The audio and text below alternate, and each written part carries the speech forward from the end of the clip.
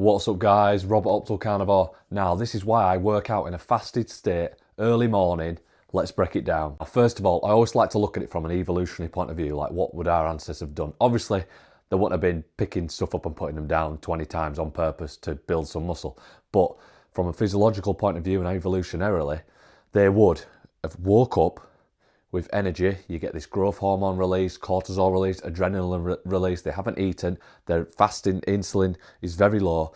They're freeing up energy, they're liberating energy to give us, literally to give us energy, testosterone, to make us feel good, to go for a hunt, to find the kill. So all day finding the kill to feed the family. So imagine doing that after you've eaten. It doesn't make sense. There'd be no reason and drive and motivation to actually like get up and go if you've already eaten. That's why you get this carb coma.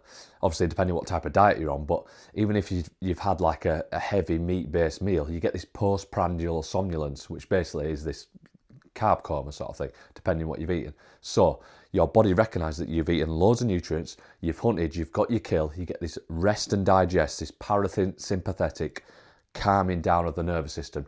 Not when you first wake up and you're fasted, you get this adrenaline, sympathetic, fight or flight nervous system. So imagine having all that power in a morning because you haven't eaten, ready to attack the weights, attack the sprinting, attack your running, whatever your sport may be, to fuel your fire and give you the best workout exercise program that you've ever had. Now, if you eat, whatever you eat, everything has different impacts on it, but whatever you eat, the pancreas will release insulin. That's its job. It's there for a reason. Insulin gets demonized, and it all depends on certain levels and if you're insulin resistant, things like that. But insulin is necessary. Same with cortisol.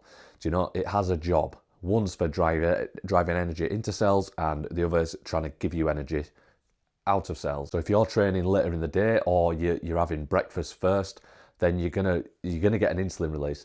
So you're gonna give that body signal that it's already hunted, it's already got its kill. So insulin blocks these anabolic, these androgenic, these adrenaline hormones that give you energy, this cortisol. We're calming the system down rather than hyping up. And that is why people that train later in the day often need a lot of caffeine, because they feel sluggish after they've had 2, 3, 4 meals plus snacks before they go to the workout. So if that's you, if you feel like you can't train without a pre-workout or some sort of caffeine hit, that is probably why. I know it can be a little bit daunting thinking, okay, yeah, I want to train first thing in the morning, or I want to train fasting, whatever time it may be, I want to train fasted. Thinking, oh, well, I need some food, I need some fuel in my body. A lot of that is just very, very psychological, because our body is very, very smart. It's smarter than us. It has hundreds of thousands of calories in your body fat. Even the leanest person in the world, even when like I compete and I might get down to single digit 5-6% body fat, you still have hundreds of thousands of calories on board to use as energy. Do you know, your body isn't relying on that meal you've just had before the gym, which, by the way, might not be digested for a good 1, 2, 3 days even. You've always got fuel on board. Your body, if you train it right, if you train it to do so, you've always got loads of glycogen in your liver. You've got glycogen in your muscles. This is like that short, intense burst if it's something like weightlifting or sprinting. But even if you're running, you'll slowly drain that glycogen tank. But you've also got this huge body fat tank. Look how much body fat people can carry. That is energy. Those sort of people, the bigger you are, the less you need to eat. You do not need to get food that few hundred calories from what you've eaten.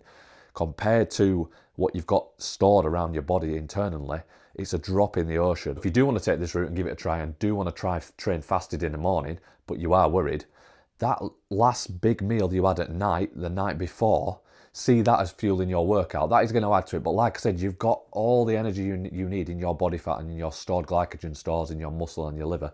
But so it's not necessarily fasted. You just haven't eaten in a few hours, but you do have ample energy on board.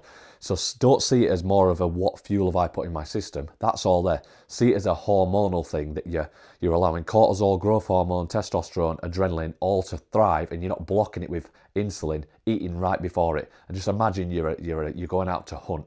You wouldn't sit down, have a massive meal, and then be like, say to the missus, like, okay, right, we're going to go catch a load of food now. No, you've already caught it. You're going to chill. Your body's going to relax.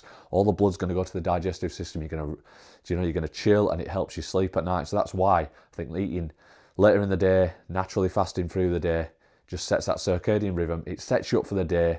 especially if you're going to the gym, there's less people in the gym at that time in the morning. You can just get it done.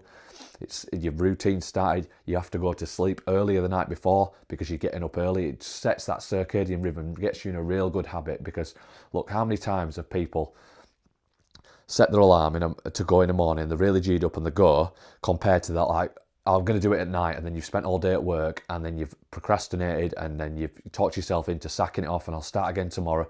More of my clients sack off their training when they schedule it at night than in the morning. Now, of course, if you love eating before training, you love training at night, by all means, crack on. If that's working for you, fantastic. But if you're liking the sound of this and you want to level up and give it a try, then you've got to expect a bit of a transition phase. Like, I did it myself years ago. I used to always train at night, and then when I tried training on morning, I felt really weak, and this wasn't what was going on.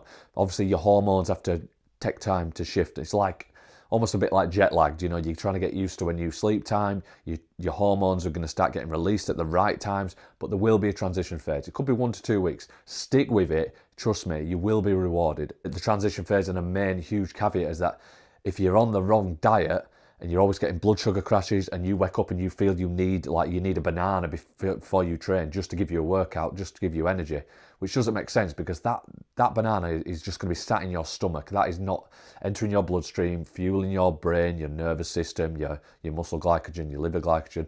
You know, that is a bit of a placebo. If it works, that's great, but the root cause and the bigger picture will be that you need to be fat adapted, which means being able to utilize your own body fat, create ketones, because when insulin's low in the morning, before you've eaten, ketones are the preferred fuel for the body. It's so efficient. They're going to be ravenous. They're going to be everywhere in abundance, but it's going to take a week or two for you to build up the transporters to actually utilize those ketones, get the full effect of them, because if you're used to sugar in your system, your body has no reason to make and utilize ketones. So if you go on like a low carb, zero carb, carnivore, keto type diet, then there's going to be a transition phase, which I've spoke of before, but it's absolutely worth it. So see your training as a hunt, get your kill, enjoy it. Train your body to make its own ketones, to make its own glucose, to thrive off its own energy, attack all that body fat, get lean, get strong, get healthy, enjoy your workouts, hit new PBs. If you need any help with this, drop me a message. Cheers, guys.